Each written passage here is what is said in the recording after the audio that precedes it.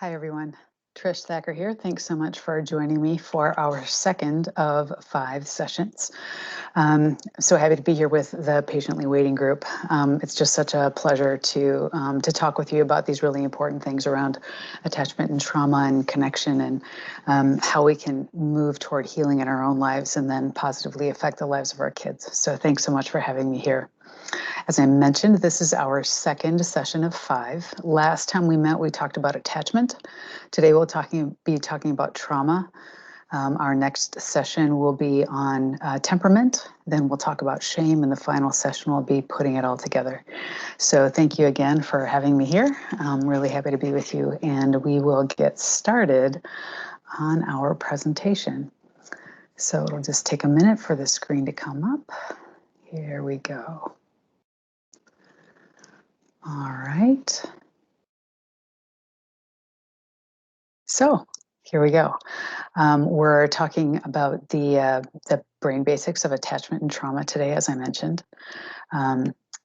So as I said, my name is Trish Thacker. I'm a licensed therapist, a licensed independent clinical social worker. I've been a clinician for over 20 years. I currently work as the executive director at the Salvation Army Harbor Light Center in downtown Minneapolis, which is a large homeless services center and shelter. I know most of you know who I am, so I won't go into any great detail with that other than to say again how happy I am to be here with you. So before we get started, I'd like to, we're talking about attachment or we're talking about trauma.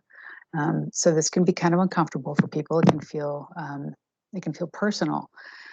So before we really move into the content, I just want to invite you to check in with yourself. Take a nice deep breath, close your eyes if you would like, and just a few nice deep breaths in and out. Nice breath in, nice breath out. And so check in. How are you feeling? Do you feel ready to listen and to learn and to contemplate this information? If not, what do you need to do to feel ready? Is there a task you need to complete? Do you need to put something on a to-do list? You need to close the door, get a drink of water, whatever it is that you are able to do in order to feel more able to listen and go through this information. I invite you to do that now.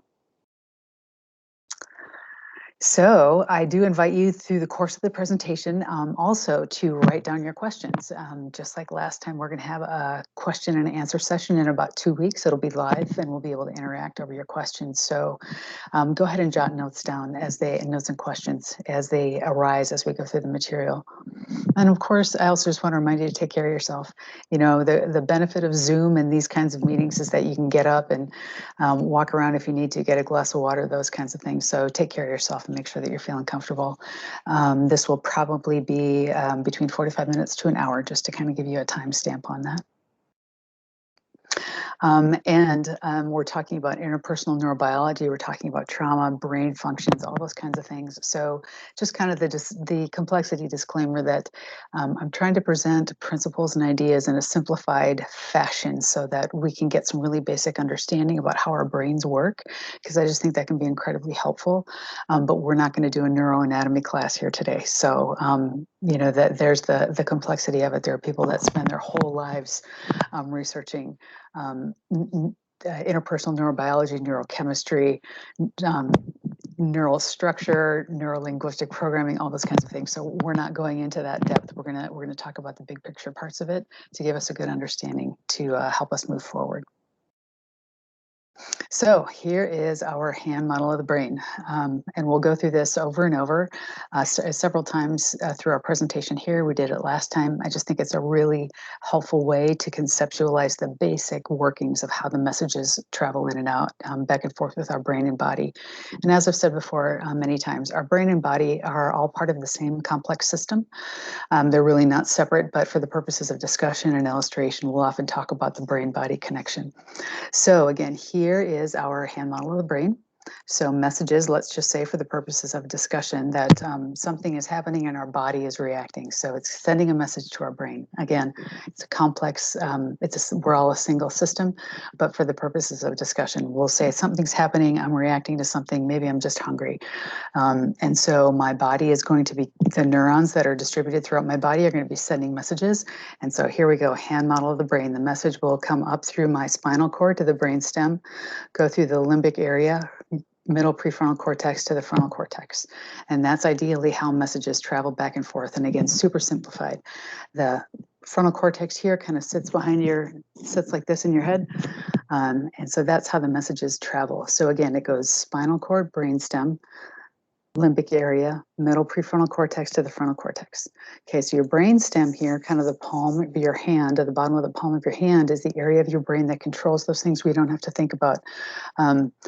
Breathing, although you might think about it if you're exercising or if you're in an oxygen deprivation kind of a situation, but hopefully that's not how you're feeling today.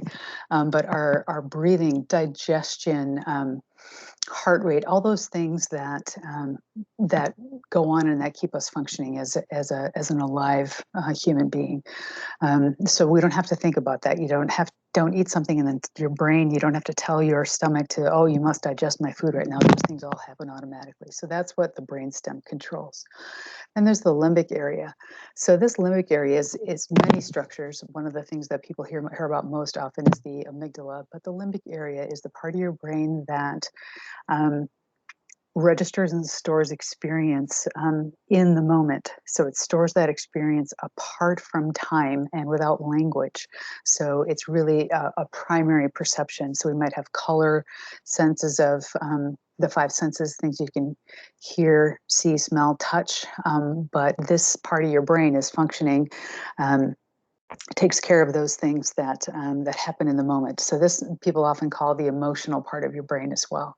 So brainstem is all of that primary functioning that keeps us alive. The limbic area is those things that are stored or understood or processed through apart from time, apart from language, those kinds of things. So limbic area, middle prefrontal cortex. So this area, which would kind of be your fingernails, this is a connecting structure. This is an integrating structure. It has fibers that reach up into your frontal cortex up here, and then has fibers that reach all the way back into the brainstem to help calm the brainstem. So in times of stress, if everything is working well, but we are stressed, that part of our brain, the middle prefrontal cortex, will actually reach back through those fibers and release a chemical called gamma aminobutyric acid, which helps calm the brainstem and helps us calm down. So when our brain's functioning in an integrated manner like this, and that messages is going up and back through all the structures of our brain and back down through our body, and that ongoing communication, that integrating function is served by the middle prefrontal cortex. And then the frontal cortex is where our logic, reasoning, life experience, executive functioning, delayed gratification, language, all those things that we tend to use to define ourselves, that lives up here. So that's kind of a review. We talked about that last time, and we'll be talking about it a little bit more, but I wanted to re-familiarize with you with that. And so a quick review. Again, we talked about this last time, but it's important to remember that brain development, the brain develops and organizes from the bottom up. So, when we're born online, we've got our brainstem is functioning, right? Babies, they can cry, they can eat, they can sleep, and they can poop. That's about it. But that's that brainstem function, right? So this is what's online, and then our limbic area, and then these other more sophisticated structures of our brain come online as we develop. And they develop in response to the environment that we are in as babies and children. So those, again, the bottom regions of the brain, the brainstem, the midbrain, control those most basic functions: respiration, heart rate, blood pressure, all those things we don't have to think about. Brainstem responses never go away unless we're no longer alive. And then the top areas, the cortex and things like that we're talking about, the middle prefrontal cortex and the frontal cortex here, they control those complex functions. Again, thinking, emotion regulation, delayed gratification, executive functioning, those kinds of things.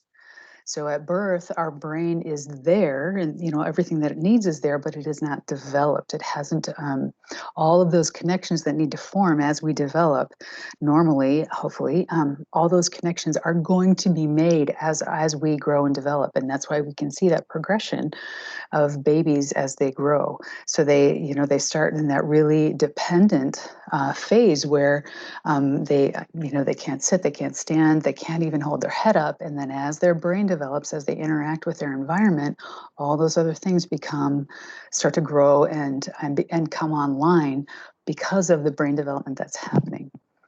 So during childhood, our brain matures, and then that whole set of brain related capabilities develop in sequence, like I was saying. So first we're babies. We don't have a lot of muscle control. We don't really have any kind of formal thinking or thought processes. And then we can hold our head up, and then we can sit up, and then we crawl, and then we walk. And all of the processes of development happen in sequence that way. So again, going back, here's that hand model of the brain. So spinal cord, brainstem, limbic area, middle prefrontal cortex to the frontal cortex, right? So that's what we're talking about here. And then just a kind of top line review of the different types of attachment that we talked about last time. So there's basically kind of two buckets or categories. There can be secure or earned secure. And these are people who have developed a cohesive narrative understanding of their lives. So secure are those folks who were fortunate enough to be raised by at least one primary caregiver, but maybe both, who have secure attachment strategies, and they've internalized that secure attachment. And then there are folks who maybe didn't grow up in that kind of an atmosphere, but they did the emotional integration work to be what's called earned secure. So they respond to the world in a manner that would display a secure attachment strategy. And then that second bucket is the insecure attachment strategies. So there's anxious attachment, sometimes called ambivalent, dismissive, sometimes called detached, and then disorganized or traumatic attachment. And then the disorganized and traumatic attachment can be anxious and or dismissive. It's some of those finer points as we are talking about a traumatic attachment strategy.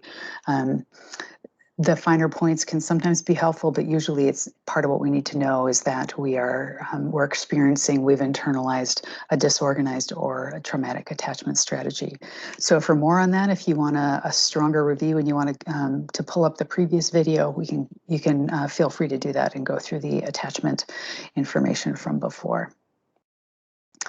So here's how the attachment works. So again, we are internalizing the emotional states of our primary caregiver, and with our attachment style, then we will either develop secure attachment, and that is when we have integration and containment in our experience with our primary caregiver. We internalize that idea that the world is basically kind of good and I'm okay, and then that influences how I interpret the world and people. Then there's anxious attachment. So there's intermittent integration or containment from our primary caregiver. What we internalize then is that the world is unpredictable and I'm nervous. And so again, that influences our perceptions, our interpretations, how we interact with the world, and that continues that process around and around. For dismissive attachment, what we experience from our primary caregiver is rigid or unavailable integration and containment, and those ongoing bids for attachment are rebuffed over and over again 1,000,000 times a day, day after day. And so what's internalized by the child raised with caregivers with that primary strategy is that the world is cold and unhelpful and I'm separate. And again, and I would add, and I'm kind of okay with that, intellectually speaking. Again, so that influences our perception, our interpretations, and that cycle continues. And then finally, there's the traumatic attachment. So that means that the attachment experience with the primary caregiver was fragmented, or there was sparse integration if there was any, or it was intrusive, or maybe there was no containment at all. And then what the child raised in that environment internalizes is that the world is scary and I'm unprotected. So again, if you want to go deep into that, pull up that previous video that we had. And so, okay, so now we're moving on to trauma. So what's trauma? Trauma results from events and series of events or set of circumstances that we experience or witness. Some people forget about that part of it. If I witness something, I can experience that as traumatic. And as we listen to people, sometimes when we hear people tell their stories, we become witnesses to their story. So when we hear people's trauma stories, we can be traumatized by that as well. So it's when trauma results when an event or series of events is experienced or witnessed by the individual as physically or emotionally harmful or threatening. By the nature of it, trauma overwhelms or surpasses our current ability to cope. So it overwhelms our coping skills. Everything that we know how to do to try to help keep ourselves okay and in balance is overwhelmed by the intensity of the trauma experience. And trauma can be singular or cumulative or both. Singular would be called acute, cumulative is chronic, and both can be an experience that we have. So some people who have grown up in securely attached homes and they have a life that they've developed that's relatively stable and predictable and enjoyable for them, they experience a singular trauma that can throw them off. There can also be that situation where someone experiences trauma over and over and over again, and that would be cumulative. And it's also important to remember that we don't get to decide what is traumatic for a person. So if you say, oh my gosh, you're traumatized, if somebody tells you a trauma story, really probably the best comment we could make if we wanted to comment, and maybe we shouldn't, would be that sounds like that could be a traumatic event, or wow, that sounds like it might be traumatic. And then you let that person interpret, because some people have just amazing resilience and coping strategies, and something that might overwhelm one person might not overwhelm the other. So we don't get to choose that. That's really dependent on the individual. And what if I could be somebody with a lot of resilience, a lot of coping skills, but if I'm just getting over an illness or a loss or something like that, I might not have as much access to those resources and coping skills. So I might be traumatized by something that wouldn't have traumatized me in a different, time or phase of my life. And one of the things that also happens is that traumatic reactions occur when no matter what we do, it doesn't matter. So that sense of hopelessness or stuckness can have a traumatic effect. And so again, it might not look traumatic to somebody else, but if I feel like no matter what I do, nothing will happen over time, I can really internalize that as a chronically traumatic experience. So again, just really important to remember that trauma is absolutely individual. So what happens in the brain and body then when trauma occurs? So what is this? If it overwhelms my ability to cope, what's happening in the brain? So as we talked about before, so here's our hand model of the brain. And ideally, message goes brain, spinal cord, brain stem, limbic area, middle prefrontal cortex to the frontal cortex, as we've talked about. That's ideally how the message will go. But in the face of something traumatic, my body is going to release a bunch of stress chemicals. It's gonna release adrenaline and cortisol and norepinephrine and those activating chemicals in order to help me cope with whatever's happening. That's why my body is reacting that way. But in the presence of enough of that chemical, it'll interfere with how the message passes through my brain. So instead of going spinal cord, brainstem, limbic area, middle prefrontal cortex to the frontal cortex, it'll go spinal cord, brainstem, limbic area, and then it'll stop. The message stops there. It doesn't go through the middle prefrontal cortex to the frontal cortex. So, and again, this limbic area stores experience without time, without a sense of timeline, without language attached to it. It's all experience. So in that moment, then I don't have all of these thought processes that really can help me. I don't get to draw on maybe some complex language skills or problem solving skills or delayed gratification. And we talk about that in the field of interpersonal neurobiology. A lot of folks talk about, if that trauma event has happened and my message stops here, I flip my lid. So, of course, this doesn't actually happen inside your brain, it's a metaphor. But if in the presence of enough of those chemicals, in the presence of enough stress, if the message stops here, then all of these things aren't accessible to me. And again, this middle prefrontal cortex that serves that integrating function, that's not online either. All I've got is experience, and I'm going to be reactive. I'm not going to be able to choose my response. We see this sometimes with people who struggle with anger as well. They'll talk about seeing red. And in that moment of stress, they've flipped their lid. They might not even remember language wise what happened. And same with trauma. Sometimes we have acute repetitive memory. Sometimes there's blanks in our memory and those kinds of things. So when a traumatic event occurs, it overwhelms our ability to cope because it's causing this flipped lid phenomenon. And so let's think then about, we talked about briefly, we talked about it more last time, but how the brain organizes itself from the bottom up. And that, these primary areas are online and all of the rest of this complex functioning develops over time. Um, so if I'm really young and I experience trauma before these other areas of my brain are developed and those neural networks are formed, it can interfere with my ability to grow those networks. I might be stuck in this kind of flipped lid kind of phase, or maybe, kind of partially like we talked about last time. Maybe I'm kind of having a brownout like this instead of a blackout.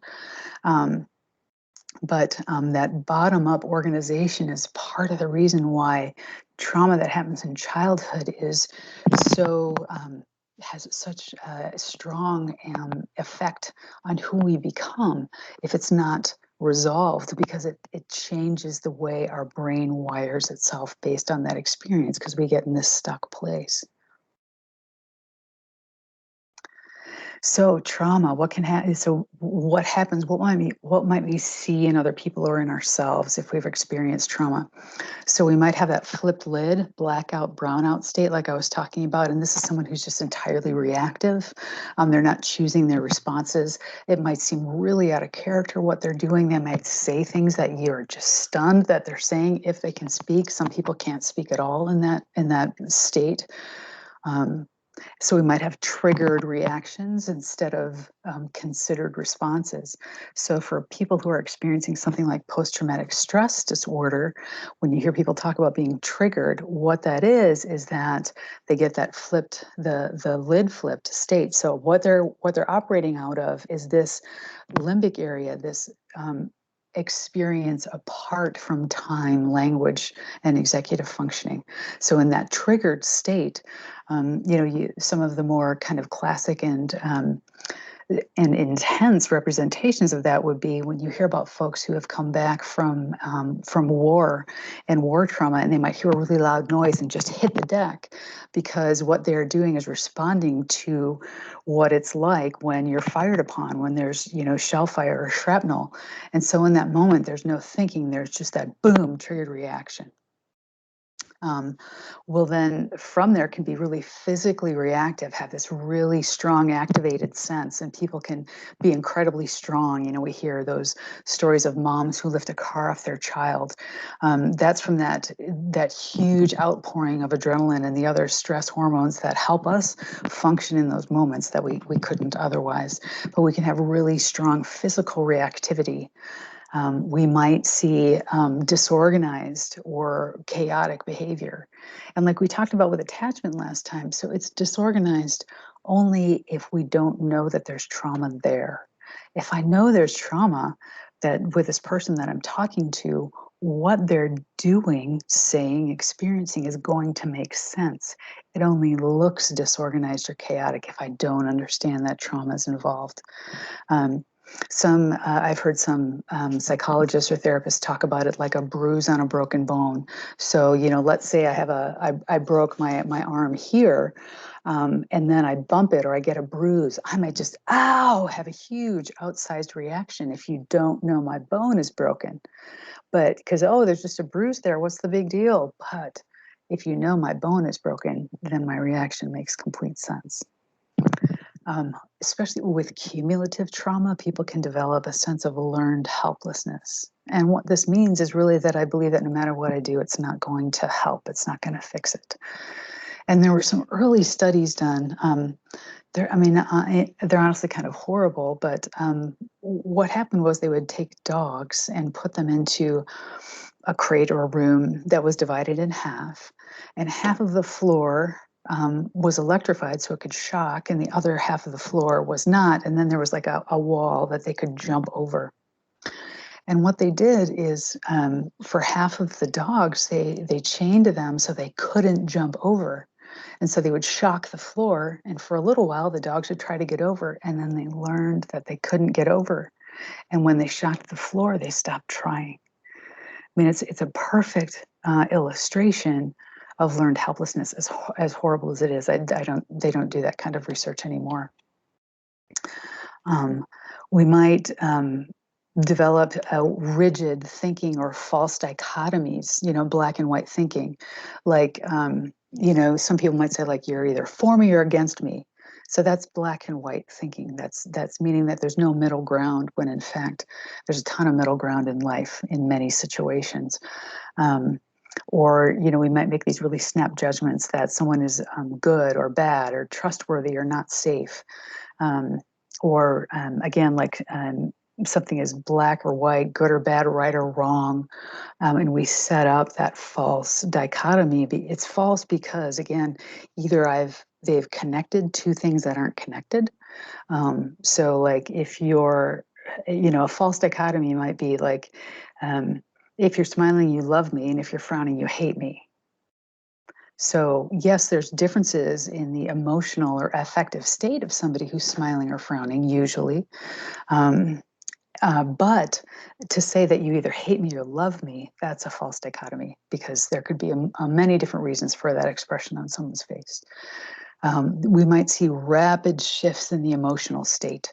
And you can see why, if somebody's thinking that things are either black and white, or if they're really in this physically triggered, activated state, or they're kind of coming in and out of it. So let's say, I'm kind of in this brownout, and then something happens and I'm way up here. So, like, I'm super reactive, saying things that are surprising or just, stunning, and that kind of thing. And then I kind of come back down and might get closer and be like, oh my gosh, I'm so sorry. But then my lid flips again, and I might be in that other place, and we can just see these real extremes of emotion and emotional expression.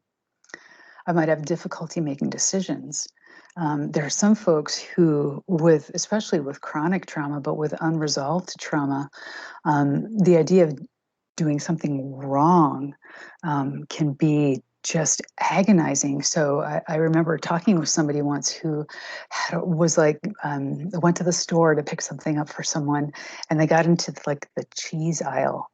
I mean, and nowadays, oh my goodness, there's 400 cheese selections. Do you want a block? Do you want the mixed kind? Do you want it shredded? Do you want it mixed with this? And the person just literally froze and was in a triggered state because of all those choices, and the fear that if I do something wrong, something bad will happen to me. That's what was happening inside of her.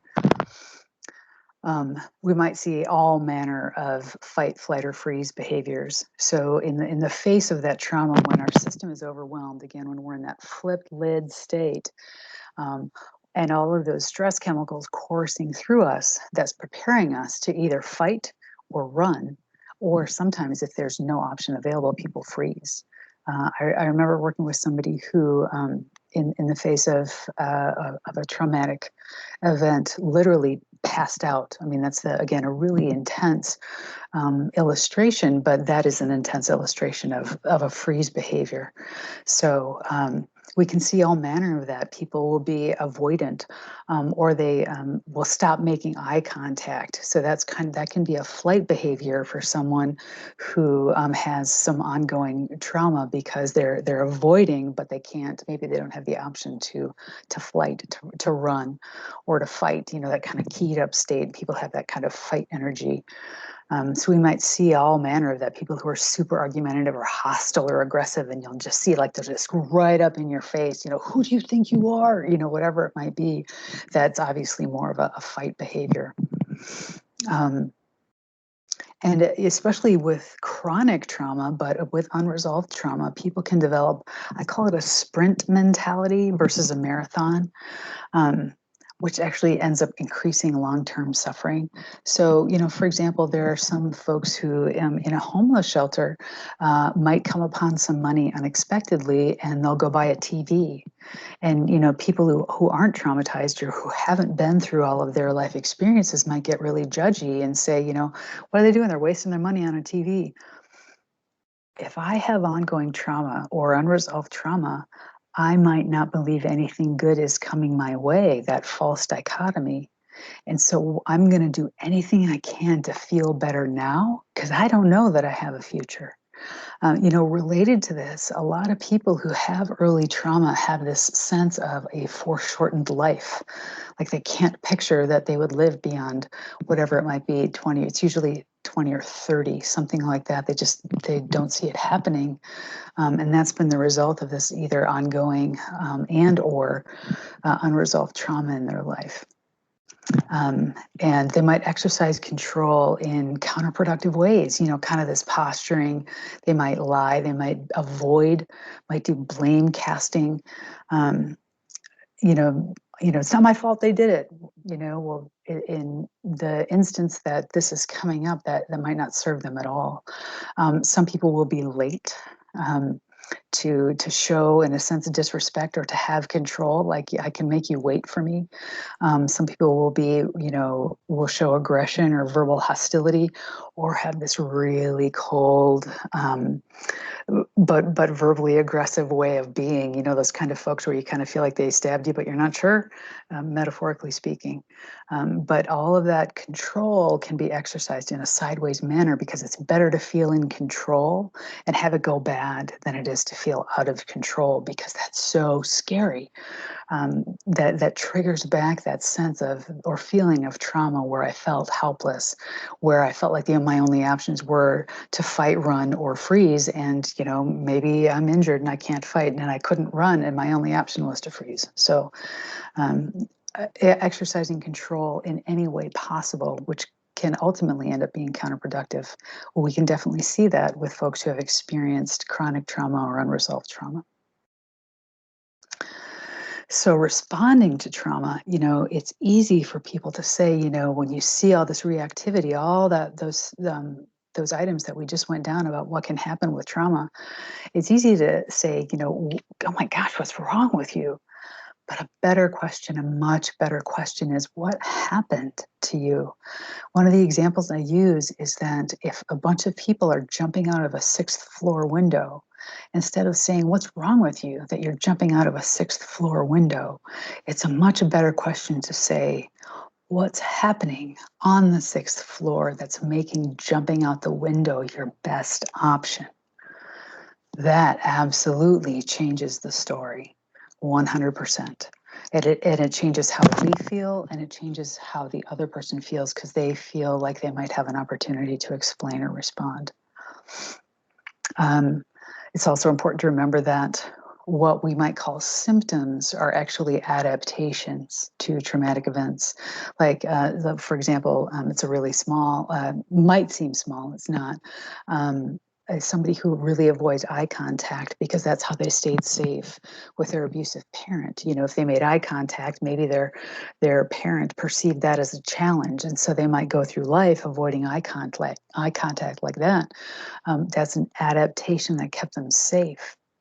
Now, then, as adults, that might not serve us anymore, and that's some of that work that happens when we work through trauma and attachment, is finding out what are those things that developed to protect me, to keep me safe, but are no longer serving me.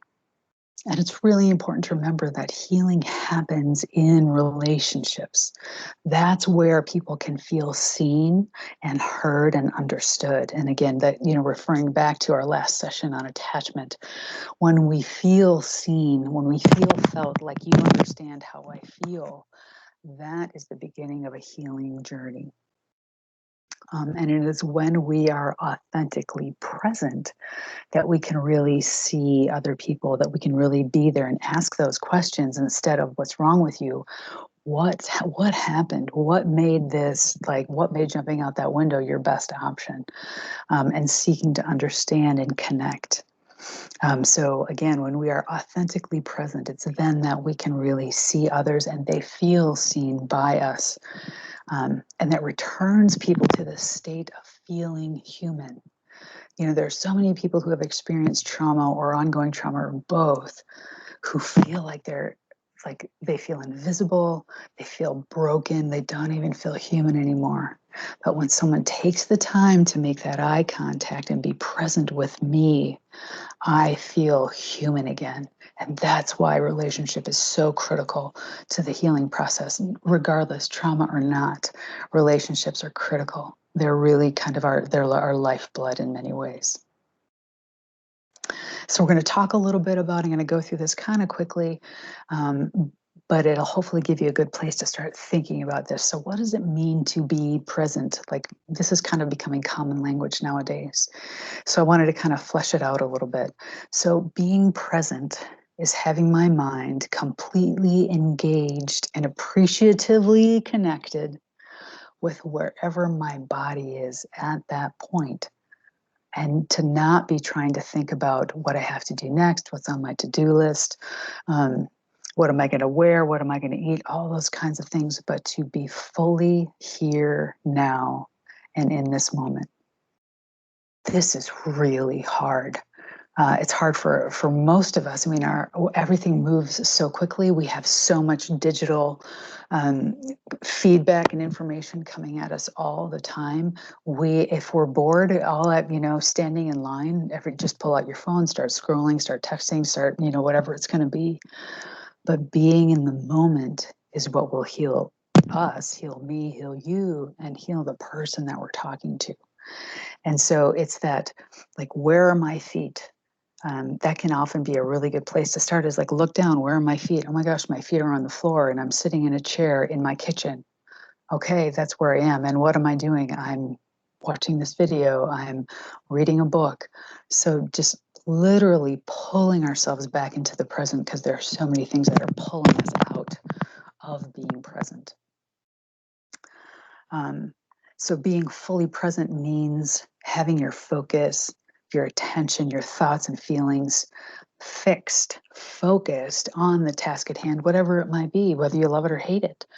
If you're speaking to somebody, then your attention and energy is focused on him or her or them, and what they are saying. So really listening, it's that eye contact, the nodding, when it's authentic, and really seeking to understand. People know that. People can feel that, and it feels different.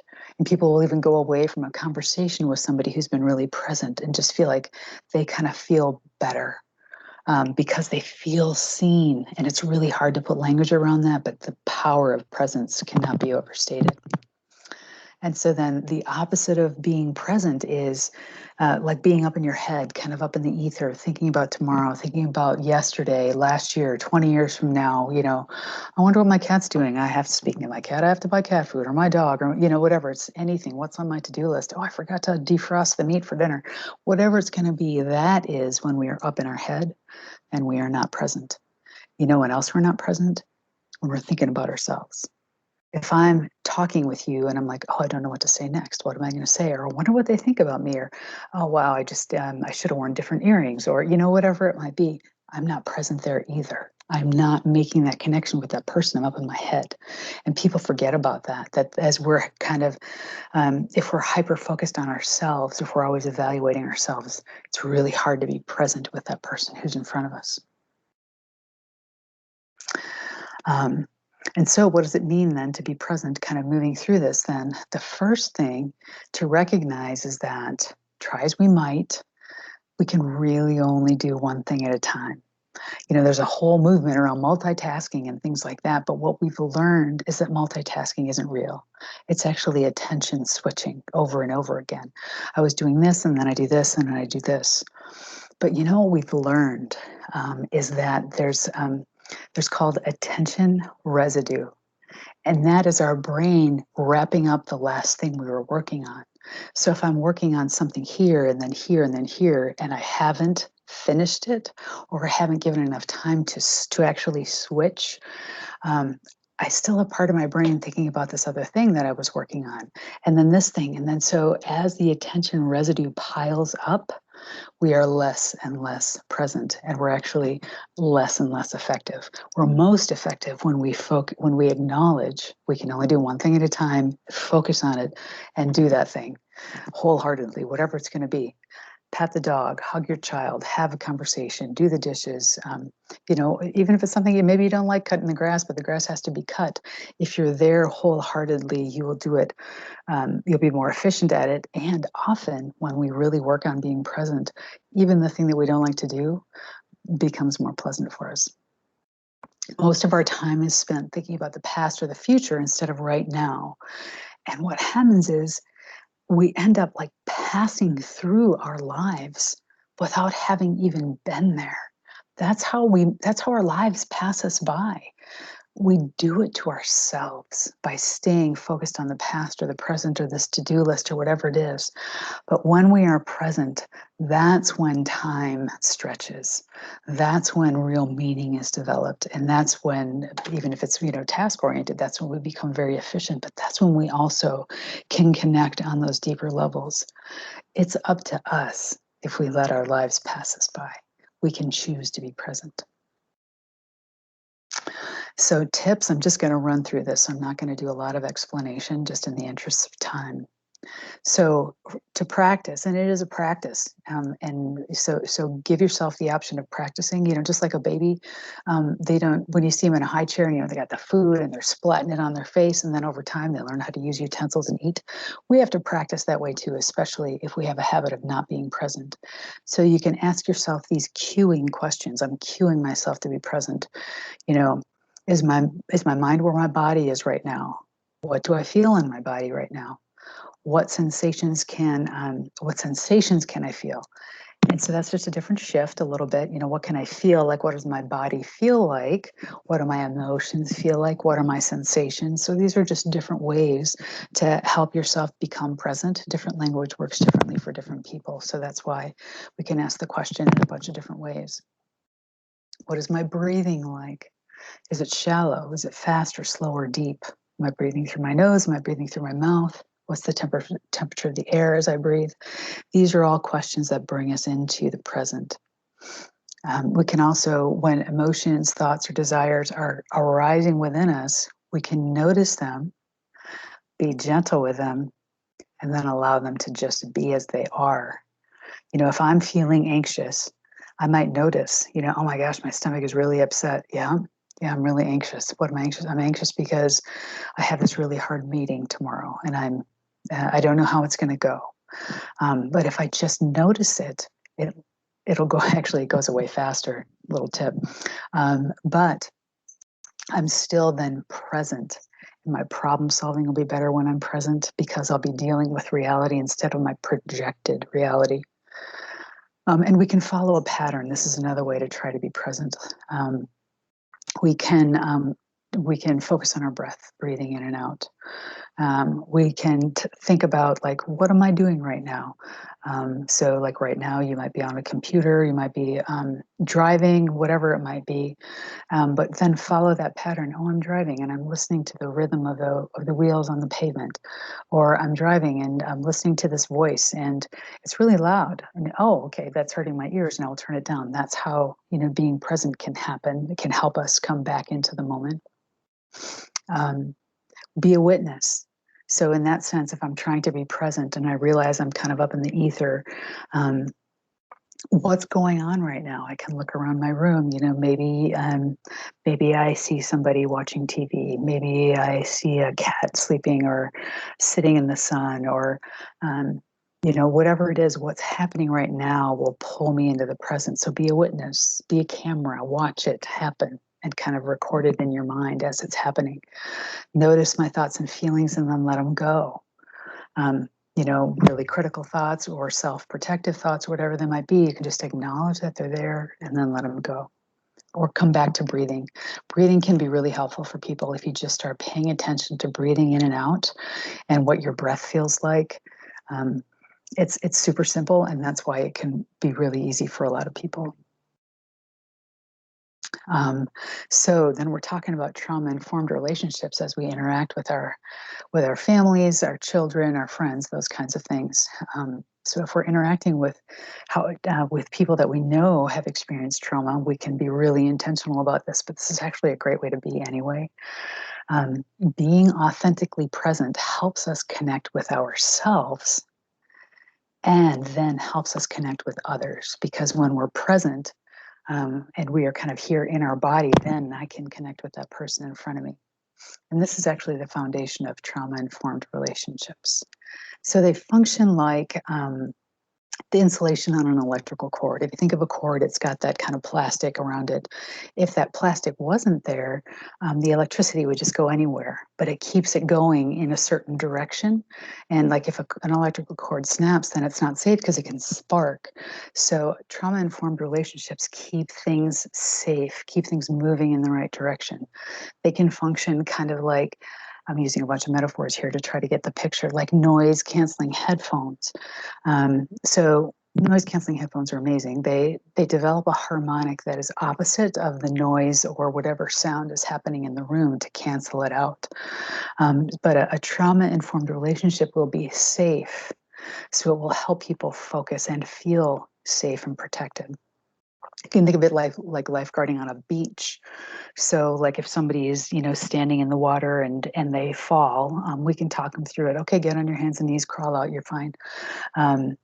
We can guide people out if they're just like out to their knees. There's not, it's not too difficult. I might go help them walk out, so I can guide someone out.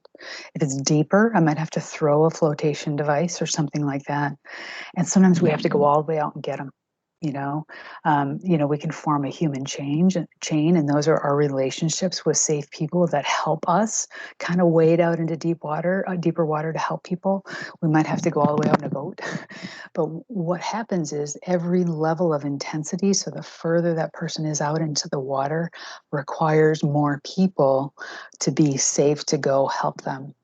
If I'm going to try to reach out into water that's up to my chest and it's the ocean, I better be holding on to people behind me to keep me tethered to the shore. Or again, it might take a team of people, a boat. It might take technology like a hospital or something like that. But our trauma-informed relationships are what help keep us safe. Connected relationships contain and offset the negative effects of trauma. So again, relationships critical in healing. Trauma-informed relationships take into consideration the contagion effect. So like we've talked about with attachment, we share our emotional states with people because of our mirror neurons. And so if I'm feeling traumatized and upset, I might project that to you. And so it's really important to take care of me. If I'm helping someone who's in pain or who's traumatized, I need to be okay with me and I need to be stable in myself. Otherwise, it's like a double drowning. You don't want to go drown with the person you're trying to save. So we have to be really aware of our own emotional states because we bring ourselves into our relationships. So because of that, trauma-informed relationships have to include care for ourselves as we care for the other. And I am going to move through this one pretty quickly. We can talk about this more next time if we want to, or have more in the Q&A. But how do we care for ourselves? How do we increase the reservoir of coping skills and strength and stability? We have to intentionally do those things that fill us up. Some people have a gratitude practice or exercise, meditation, safe people, alone time, all of those things that we find, and we have to practice it and experiment and find out what works for us. And that helps us. Self-attunement is when I am cued into myself. I know how I feel, what I need, that kind of thing related to being present. And then I need to operate in a manner that is in alignment with my values. That is really critical for kind of being okay with myself and being able to manage my own emotional well-being. We have to manage boundaries. We have to be able to say no. We have to say yes and mean it. We have to say no and mean it. They're both equally important. If I don't, I'm contributing to the chaos. If I say yes to something, but you don't believe me because the last time I said yes, I complained about it later, that's not a real yes. And then that person isn't either going to want to ask me anymore, they're not going to trust it. You can see how that contributes to whatever chaos might be happening. We have to address our own feelings or experiences of helplessness, especially if we're working with people, if we're working in an environment where people have trauma, or if there's trauma in our families, we have to face our own helplessness. When we come in contact with someone with trauma and it's active, and they're, especially if they're triggered, but if it's active and it's ongoing, it will trigger anything in us that is unresolved. We have to do our own work in order to be able to help other people. Otherwise, we'll work it out on their back. And that's not okay. We don't want to harm people. First do no harm. So I have to do my own work. I have to get my emotional and my significance needs met apart from this relationship. If I'm a parent, I have to get my emotional needs and my needs to feel significant met from someone other than my kids, or else I'm gonna get sideways and try to get those needs met by them. And that's not good for them. That's not good for me. And remember, anything that is unresolved in me will get triggered if we're in a relationship with somebody who's experiencing trauma or has ongoing trauma. And again, if I don't, I risk working it out on the back of the other person.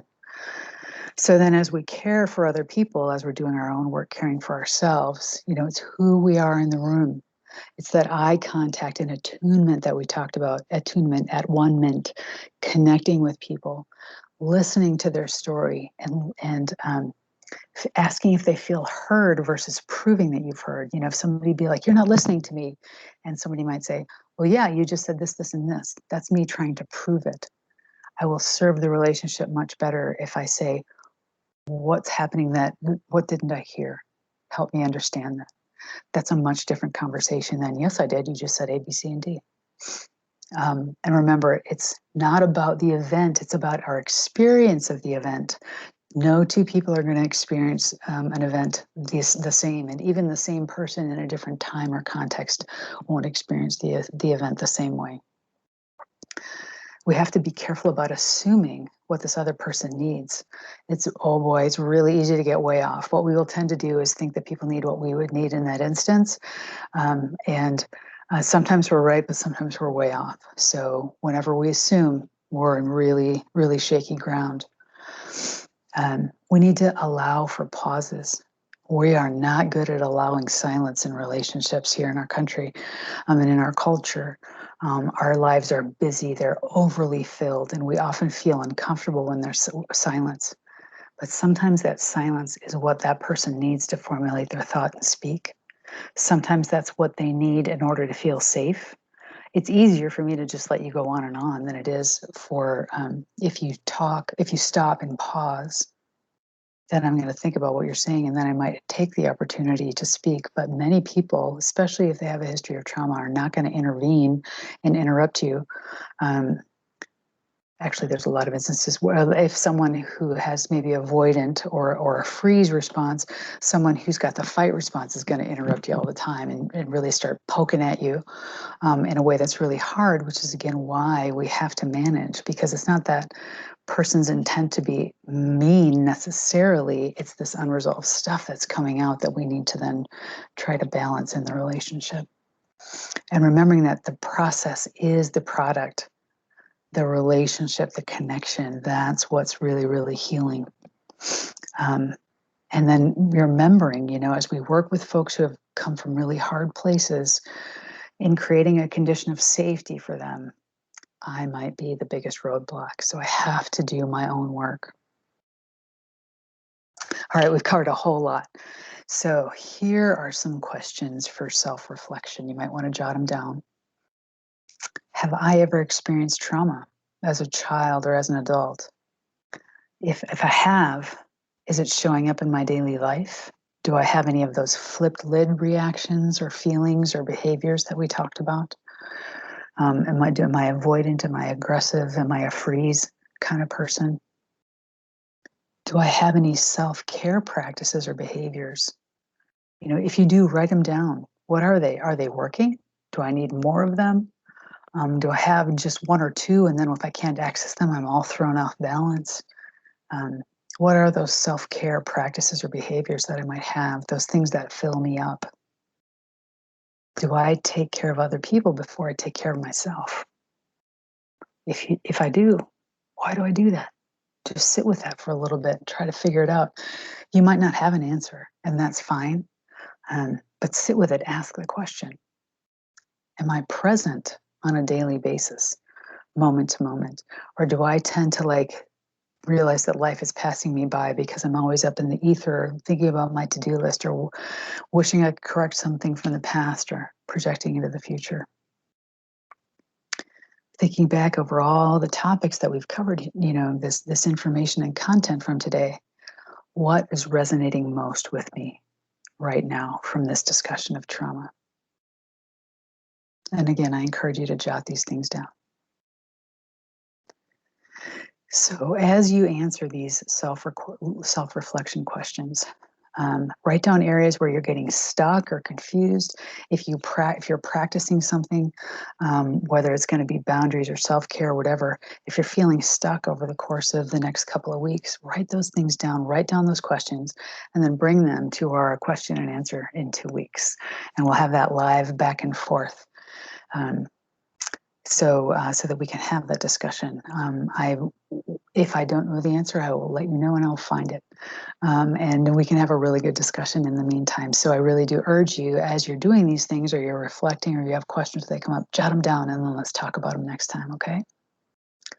All right, and then we are going through the reference pages. There's a lot, there's a number of them. There we go. So let me stop sharing here. Great. All right. So that's our content for today. Again, in 2 weeks, we will have our question and answer on Zoom. It'll be live. So please take down notes and thoughts and questions, and then we'll talk about them next time. And then in a month, on the last Monday of March, we will be talking about temperament. So attachment, trauma, temperament, shame, and then kind of the putting it all together. All right. So thank you so much for spending this time with me today and last time. I look forward to hearing your questions when we get together in 2 weeks. And I hope that you're all really well. Take good care.